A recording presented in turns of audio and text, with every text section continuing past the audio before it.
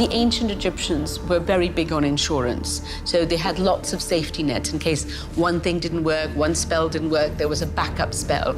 If this got destroyed, there was another backup object. So you always had things that would help you get to where you wanted to. What if the greatest archaeological discovery in history was actually the result of ancient thieves failing at their job? Oh, wow, look at that! This video reveals how two failed tomb robberies over 3,000 years ago accidentally preserved Tutankhamun's treasures. I never seen something like this. And how modern forensic techniques can now tell us exactly what the ancient thieves stole and why they left behind.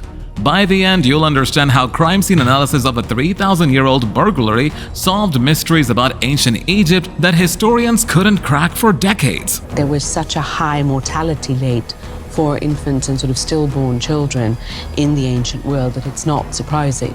But it is extraordinary to have them carefully mummified, wrapped up, cocooned, put in these coffins and placed in their father's tomb. The boy king who changed history. What makes a teenage pharaoh more famous than rulers who lived for decades? The answer lies in the Valley of the Kings, where 63 tombs hold the remains for Egypt's most powerful rulers.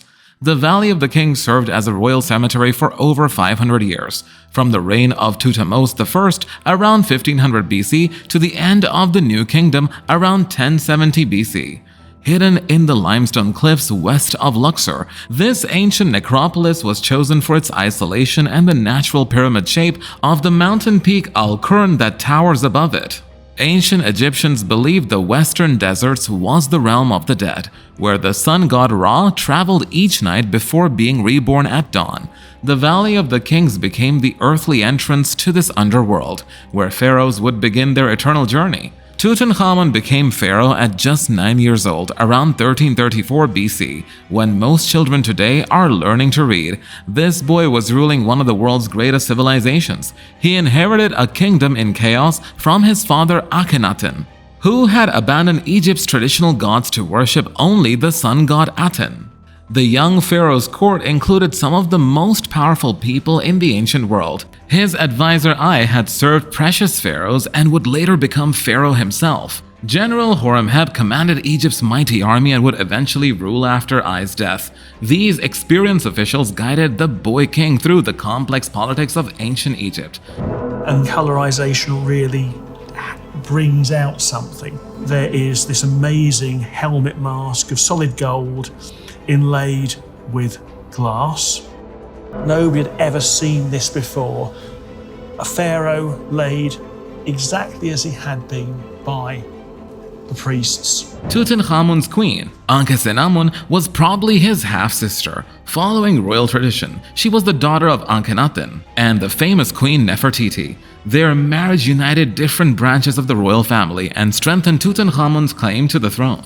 The young king faced an impossible choice: continue his father's religious revolution or restore the old ways that had made Egypt powerful. At an age when children don't worry about homework, Tutankhamun was making decisions that would affect millions of people. Akhenaten's religious changes had caused widespread unrest. Priests of the old gods had lost their power and wealth. Traditional festivals were banned. Foreign enemies saw Egypt's internal divisions as opportunities for invasion. The kingdom that had once dominated the ancient world was falling apart. He chose to restore the old gods. His name was changed from Tutankhaten, honoring the sun god, to Tutankhamun, honoring Amun, the king of traditional Egyptian gods. This decision would make him beloved by his people, but it would also make him enemies among those who supported his father's changes. The restoration was not just religious but economic and political. Temples that had been closed were reopened. Priests regained their positions and property. Traditional art styles replaced the revolutionary Amarna style. Egypt's capital moved from Akhenaten's new city back to the ancient centers of Memphis and Thebes. Archaeological evidence shows that Tutankhamun's restoration was remarkably successful. Egypt's enemies were defeated in battle. Trade relationships with foreign kingdoms were restored. Construction projects resumed across the kingdom. The boy king had saved his civilization from collapse. The boy king ruled for only 9 years. At 18, he died with mysterious circumstances. Some experts believed he died in a chariot accident. Others suspect murder. The truth remains one of ancient Egypt's greatest mysteries. But here is where the story becomes extraordinary. Unlike other pharaohs who ruled for decades, Tutankhamun's short reign meant his tomb remained untouched by the large-scale tomb robberies that stripped other royal burials bare. Most pharaohs had years or even decades to plan their burials. They commissioned elaborate tombs cut deep into the rock, filled with corridors, chambers, and decorated walls. Tutankhamun's sudden death at 18 gave his officials just 70 days, the traditional mummification period, to prepare his burial. The tomb that became his eternal resting place was probably not originally intended for him. Evidence suggests it was being prepared for a high official, possibly his advisor Ai. When Tutankhamun died unexpectedly, this smaller tomb was hastily enlarged and adapted for royal burial. But what treasures were buried with the teenage pharaoh, and how did they survive for over 3,000 years? The tomb that defied the grave robbers. Ancient Egyptian tomb robbers were not random thieves. They were often the same workers who built the tombs, returning shortly after the funeral to steal whatever they could carry. These men knew exactly where valuable objects were placed and how to navigate the complex passages in royal tombs. So as soon as the ancient Egyptians start to be buried with things in their tombs, like 5000 BCE, essentially tomb robbing begins almost immediately. And the Egyptians thought that it was really important to include objects in your tomb. I mean, the afterlife was considered like life on Earth, but without any problems, so you still needed stuff. Tomb robbery was so common in ancient Egypt that priests developed elaborate security measures. False passages led thieves away from burial chambers. Heavy stone blocks sealed entrances. Curses were carved into wall, threatening divine punishment for disturbing the dead. Despite these precautions, virtually every royal tomb in the Valley of the Kings was robbed within centuries of burial. The treasures of Ramses II, Seti I, and other great pharaohs were stripped away by organizing gangs who sold precious metals and jewels to foreign merchants. Tutankhamun's tomb was robbed twice within years of his burial. The first group of thieves broke through the sealed entrance and stole portable valuables. Officials discovered the break-in, hastily repaired the damage, and filled the entrance corridor with limestone chips. Evidence from the tomb shows exactly what the first robbery took. Cosmetics containers were empty, wine jars were drained, gold rings and small jewelry pieces vanished, but larger objects like furniture and chariots were too difficult to remove quickly. The economic consequences of that level of real organized crime, which is what happened in the end of the New Kingdom, we actually see a lot of material that was stolen out of these tombs surface in the royal burials at Tanis in the 21st and 22nd dynasties. And almost certainly we see what had been earlier stuff that's been melted down and reformed into new things as well. But the robbers returned. A second group tunneled through the limestone fill and reached even deeper into the tomb. They too were discovered, and the tomb was sealed again after a rushed restoration. The second robbery was more thorough. Thieves reached the treasury chamber where the most precious small objects were stored. They broke into sealed boxes and removed about 60% of the original jewelry collection. Oil and wine containers throughout the tomb were systematically emptied. Then something miraculous happened. Flash floods in the Valley of the King deposited thick layers of rock and debris over the tomb's entrance. The same natural disaster that threatened other tombs became Tutankhamun's protection. These flash floods were violent and destructive. Ancient records describe torrents of water carrying boulders and debris down the normally dry valleys. The limestone cliffs that protected the royal tombs also created natural tunnels that concentrated floodwaters into devastating torrents. Over the centuries, workers building the tomb of Ramses VI directly above unknowingly dumped more debris on top. Stone huts were built over the hidden entrance. The tomb of the boy king vanished from memory. The construction of KV9, the tomb of Ramses V and Ramses VI, began about 150 years after Tutankhamun's burial. Workers cut into the limestone cliff directly above the forgotten tomb, dumping thousands of tons of rock chips onto the valley floor below. These rock chips mixed with debris from ancient floods and wind-blown sand created a protective layer over the Tutankhamun entrance that grew thicker every year. The boy king's tomb was buried under several meters of debris. For over 3,000 years, while other royal tombs were systematically stripped of their treasures, Tutankhamun's burial chamber remained hidden beneath tons of rock and sand. The survival of Tutankhamun's tomb was pure chance. If ancient floods had followed different paths, if later tomb builders had chosen different locations, or if the debris later had been just a few inches thinner, grave robbers would have found and emptied the tomb centuries ago. Archaeological teams led by Theodore Davis explored most of the valleys of the kings between 1902 and 1914. Davis found small pits containing objects with Tutankhamun's name, but he never found the tomb itself. He made a crucial error, believing no pharaoh would have been buried in the valley floor. Davis discovered KV-54, a pit containing materials from Tutankhamun's funeral, broken pottery, linen, and other debris. He also found KV-58, containing parts of a gold chariot harness bearing Tutankhamun's name. Davis concluded these discoveries meant Tutankhamun's actual tomb had already been found and destroyed. When Davis gave up, Howard Carter and Lord Carnarvon took over. They had one advantage. Davis's discoveries proved Tutankhamun was buried somewhere in the valley. Carter believed the tomb was still intact and waiting to be discovered. What they mean to steal this artifact, to put it in their museums, and they damage the value of the tomb. Carter spent 5 years methodically clearing debris from areas Davis had not thoroughly explored. He concentrated on the valley floor, the exact location Davis had dismissed as impossible for a royal burial. But when Carter finally found the tomb entrance on November 4, 1922, what he discovered inside would exceed every archaeologist's wildest dream. The discovery that shocked the world. When Howard Carter first peered through the hole in the sealed door, Lord Carnarvon asked him what he could see. Carter's famous reply was simply wonderful things. It was absolutely a magnificent discovery that made headline news all over the world and really sort of captured public imagination at just the right time. The antechamber contained 600 to 700 objects crammed into a space smaller than most modern bedrooms.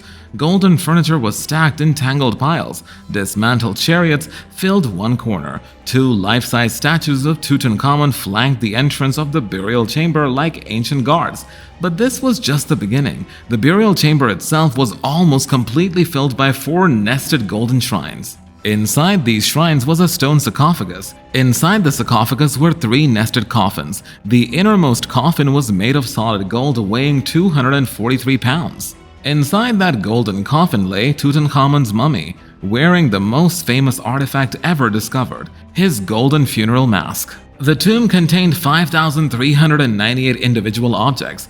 There were 413 Shabti figurines meant to work for the king in the afterlife, over 200 pieces of jewelry, 6 dismantled golden chariots, his throne, weapons, clothing, food, and wine for his journey to the afterlife. Every item had been crafted by Egypt's finest artisans specifically for their teenage pharaoh. The golden throne showered Tutankhamun and his queen beneath the rays of the sun god, painted in the unique art style of his father's reign. His burial mask combined 22 pounds of gold with lapis lazuli, quartz, and other precious stones. The discovery created worldwide headlines. Newspapers called it Tutmania. The treasures toured museums around the world. Seen by millions of people, Tutankhamun became more famous in death than he ever was in life. But the real miracle was not what Carter found, it was what had survived centuries of attempts to destroy it.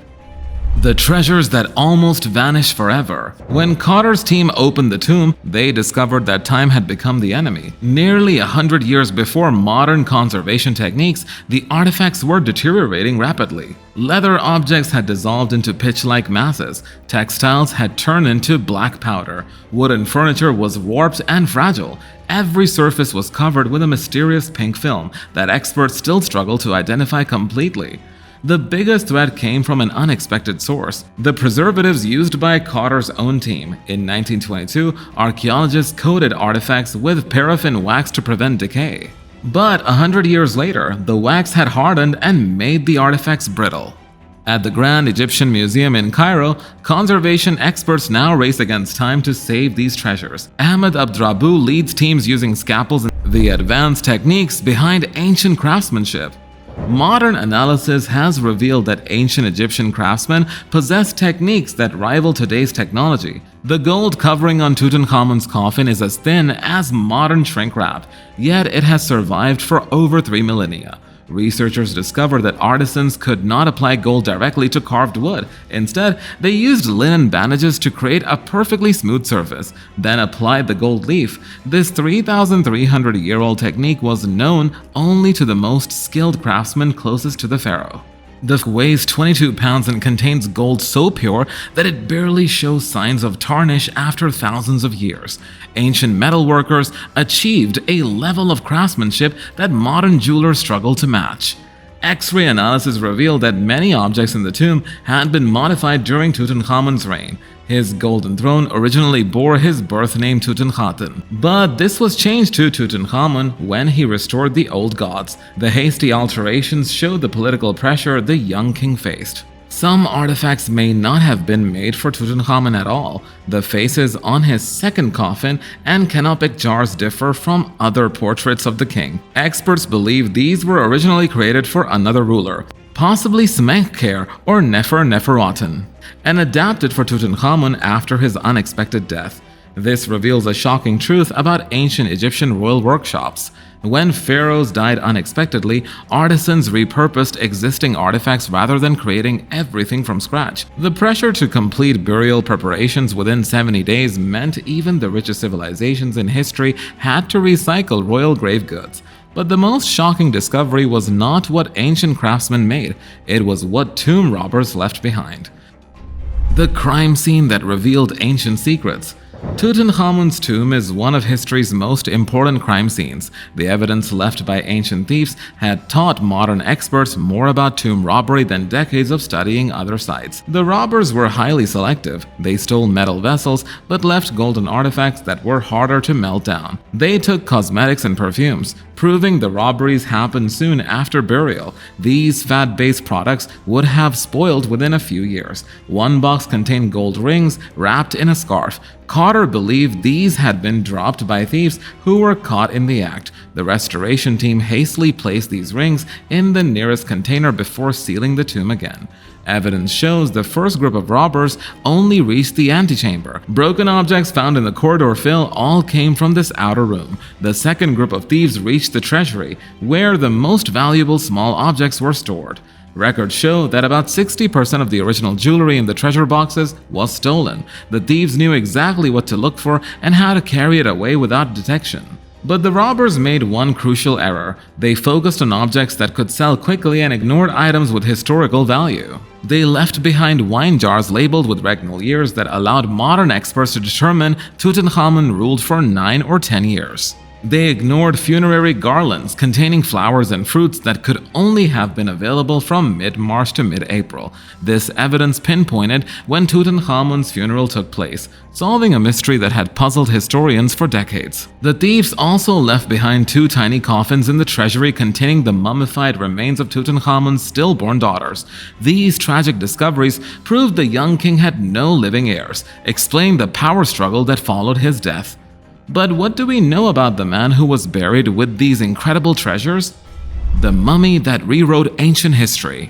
When Carter's team opened the innermost coffin in 1925, they faced an unexpected problem. The unguents poured over Tutankhamun's mummy. The mummy contained 143 individual objects wrapped within the bandages. These included sandals, amulets, jewelry, and 2 daggers, one made of iron, which was extremely rare and valuable in ancient Egypt. Modern analysis has attempted to determine Tutankhamun's cause of death. Early X-rays showed bone fragments in his skull, leading some experts to suggest he was murdered by a blow to the head. Later examinations proved these were vertebra fragments that became displaced during the 1925 examination. Current evidence suggests Tutankhamun may have died from complications following a leg fracture, possibly sustained in a chariot accident. but the true cause of his death remains a mystery. DNA analysis of the mummy has been controversial. A 2010 study claimed to identify Tutankhamun's parents and children, but several geneticists argue that DNA breaks down too rapidly in Egypt's heat to produce reliable results from 3,000-year-old remains. What is certain is that Tutankhamun's mummy was in far worse condition than other royal mummies found in the Valley of the Kings. Other pharaohs' remains were moved to safer locations during the Third Intermediate Period, protecting them from the chemical reactions that damaged Tutankhamun's body. But beyond the scientific analysis, what did Tutankhamun's tomb reveal about daily life in ancient Egypt? A window into ancient Egyptian life. Tutankhamun's tomb provided an unprecedented glimpse into how ancient Egyptians lived, worked, and prepared for death. The burial grounds included not just ceremonial objects, but everyday items that revealed intimate details about royal life. The king's clothing was far more varied than artistic depictions suggested. Instead of simple white kits shown in tomb paintings, Tutankhamun owned elaborate tunics, robes, and sashes decorated with dye, embroidery, and beadwork. He had gloves, sandals, and even underwear made from the finest linen.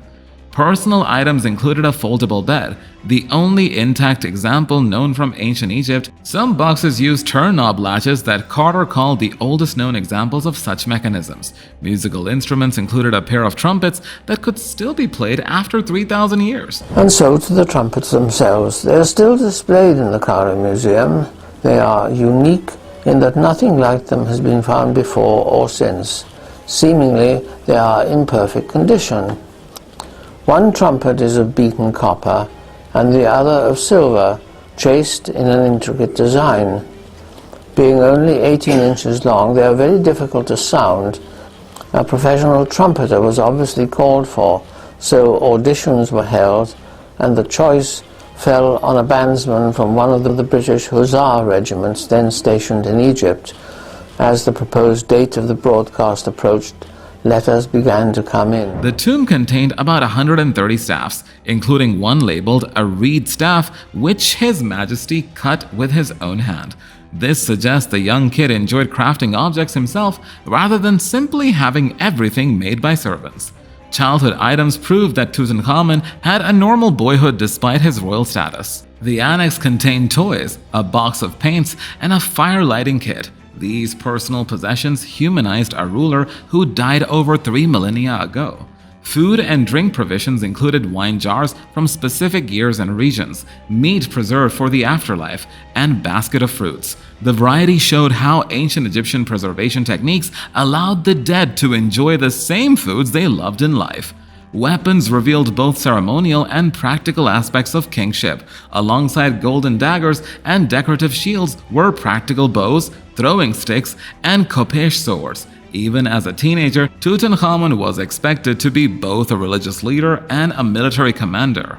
The tomb's 413 Shabti figurines represented servants meant to work for the king in the afterlife. Each was inscribed with spells from the Book of the Dead, showing how ancient Egyptians believed dead was simply a transition to a different kind of existence. But what happened to these incredible treasures after Carter completed his excavation? The global journey of Tutankhamun's treasures.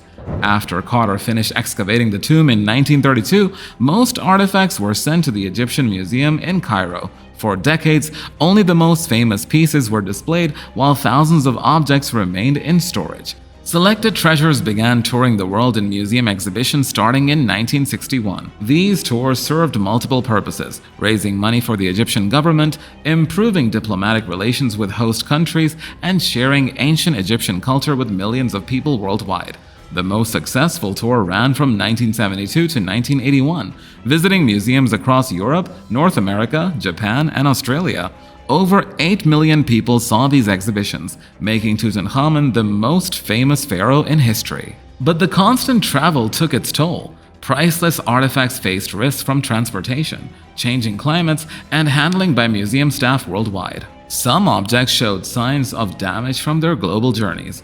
In 2011, Egypt began transferring all of Tutankhamun's treasures to the new Grand Egyptian Museum near the pyramids of Giza. This $1 billion facility was designed specifically to house and display the complete collection for the first time in 100 years. The new museum represents a revolution in archaeological conservation. Climate-controlled galleries maintain perfect temperature and humidity. Advanced security systems protect against theft. Research laboratories allow scientists to study artifacts without removing them from their protective environments.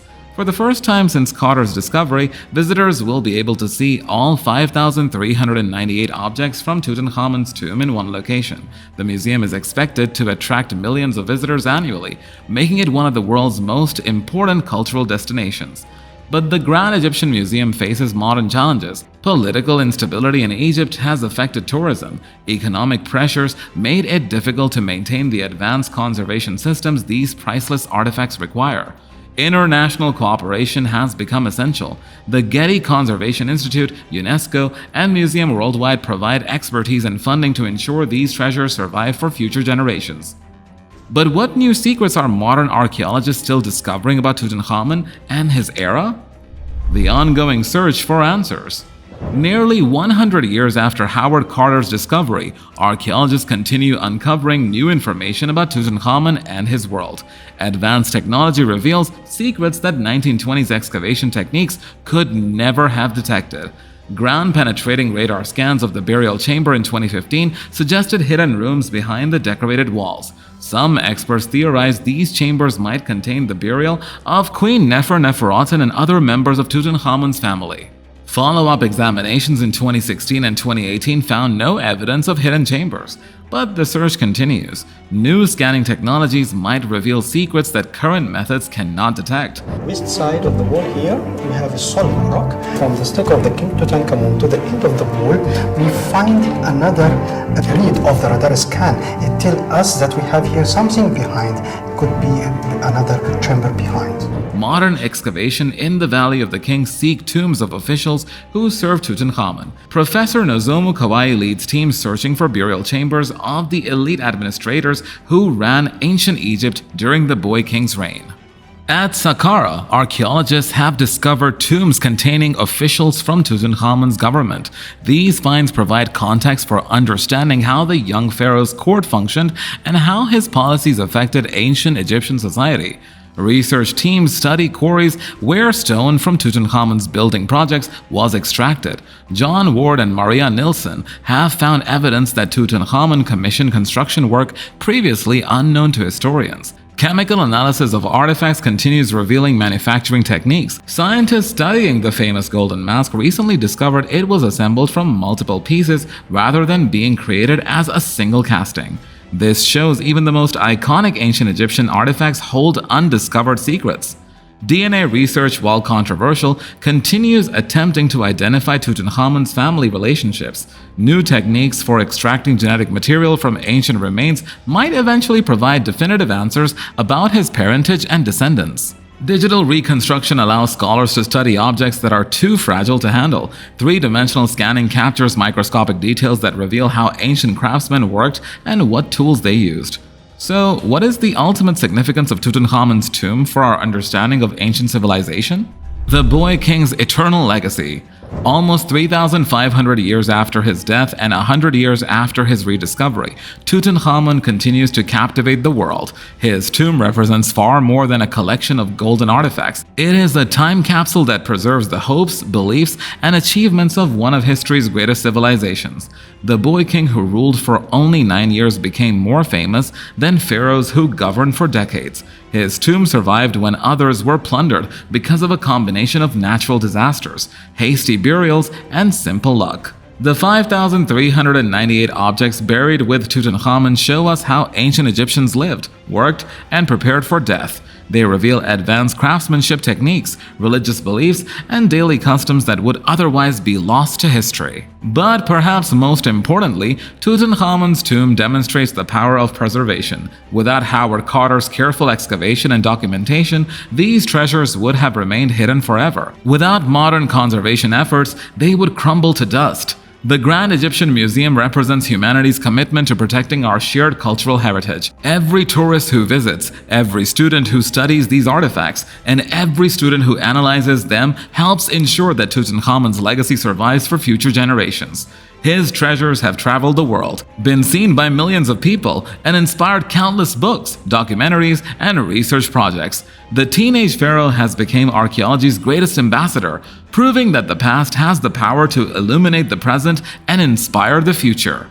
In the end, Tutankhamun's greatest treasure was not gold or precious stones. It was the gift of wonder that continues to drive human curiosity and the eternal quest to understand our past.